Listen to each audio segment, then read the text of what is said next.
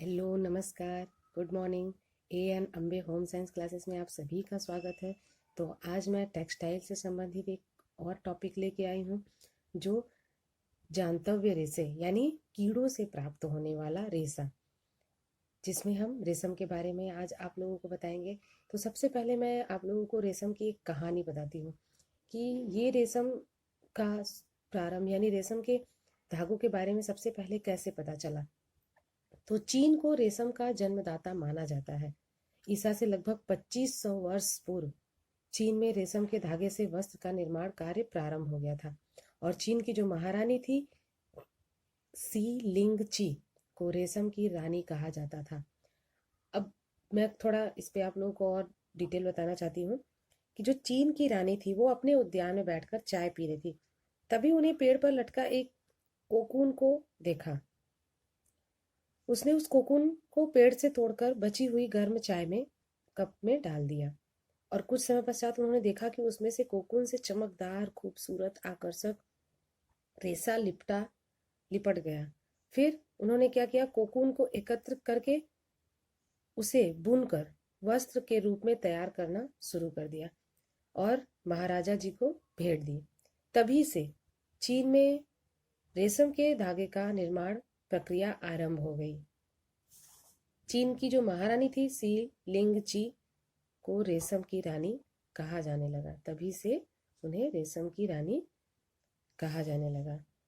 इसके बाद चीन जो है अभी वर्तमान में जापान में इसका उत्पादन सबसे ज़्यादा हो रहा है, यानी पहला स्थान है रेशम के उत्पादन में जापान। इसके अलावा चीन है, इटली है, Korea, France, Australia, Turkey, Greece, Syria, Bulgaria, Bharat आदि सभी देश बड़े पैमाने पर रेशम का उत्पादन का कार्य शुरू कर दिए। विश्व में भारत का जो स्थान है वो चौथा स्थान है। रेशम के प्राचीन नाम थे केटजा, पट्ट, पीताम्बर, तसर, चिन्नपट, पटवस्त्र आदि कई नामों से रेशम को जाना जाता था। रेशम के जो कीड़े का पालन करते हैं उन्हें सेरीकल्चर कहा जाता है। रेशम के कीड़े का जीवन काल मात्र 2 माह का होता है। इसी अल्प अवधि में यह 4 अवस्थाओं से होकर गुजरता है: अंडा, लार्वा, प्यूपा और कीड़ा। कौन कौन सी अवस्था है? अंडा, लार्वा, प्यूपा और कीड़ा। रेशम के जो रेशे होते हैं वो प्राकृतिक वर्ग के सबसे लंबे रेशे होते हैं। इसकी लंबाई जो होती है 1200 से 4000 फीट तक और इसका व्यास 9 से 11 म्यू होता है। रेशम के जो रेशे होते हैं वो चिकने, चमकदार, बारीक, हल्के, मुलायम, सूक्ष्म तथा अति कोमल होते हैं। पहले इस वस्त्र का प्रयोग सिर्फ राजा महाराजा ही करते थे, क्योंकि ये बहुत महंगा होता था और ये ताप का एक कुसंवाहक होता है। रेशम का जो रेशम के जो धागे होते हैं वो देखने में बहुत ही आकर्षक लगते हैं। सन 606 से लेकर 648 में राजा हर्ष के समय में इसका निर्माण कार्य अपने चरम सीमा पर आ गया था और उस समय गुजरात में बने पटोला की प्रसिद्धि दूर दूर के देशों तक फैल गई थी। सन 1335 से 1350 ईस्वी में मोहम्मद तुगलक ने रेशम उद्यान को बढ़ाने में भरपूर सहयोग और प्रोत्साहन दिया। अंग्रेजी राज्य में अवश्य इस उद्यान को थोड़ा क्षति पहुंची, परंतु स्वतंत्रता प्राप्ति के पश्चात पुनः इस उद्यान को बढ़ाने में भारत सरकार काफी प्रयत्नशील रहे हैं। इसके बाद जो रेशम का कीड़ा होता है वो उसका जीवन चक्र मैं एक बार आप लोग को बता दे रही हूँ। रेशम का उत्पादन सबसे पहले होता है शहतूत की खेती। यह किस किस पौधे पर पाया जाता है? शहतूत के। फिर उसके बाद क्या होता है, कीड़ों को पालते हैं, उससे कोकून की छटाई होती है, फिर गोंद ढीला करना, इसके बाद उससे धागे निकाले जाते हैं और फिर लास्ट में धागों को एकत्र करके उसको उसके जो ऐठ देते हैं। ठीक, अब इसी से संबंधित कुछ मैं आप लोगों को बहुत ही महत्वपूर्ण प्रश्न बताऊंगी। सभी वस्त्रों की रानी कहा जाता है किसे? रेशम को। प्रश्न पूछता है सभी वस्त्रों की रानी कहा जाता है किसे? रेशम को। दूसरा है रेशम का जन्मदाता माना जाता है किसे? चीन देश को, क्योंकि वही की रानी जो महारानी थी उन्होंने ही सबसे पहले रेशम के धागे के बारे में जानकारी प्राप्त की थी और दूसरों तक भी वो जानकारियां तब फैलना शुरू हो गया। तीसरा प्रश्न है, रेशम की देवी कहा जाता है सी लिंग ची को। चौथा प्रश्न है, रेशम उत्पादन में पहला स्थान प्राप्त है किसका? जापान का।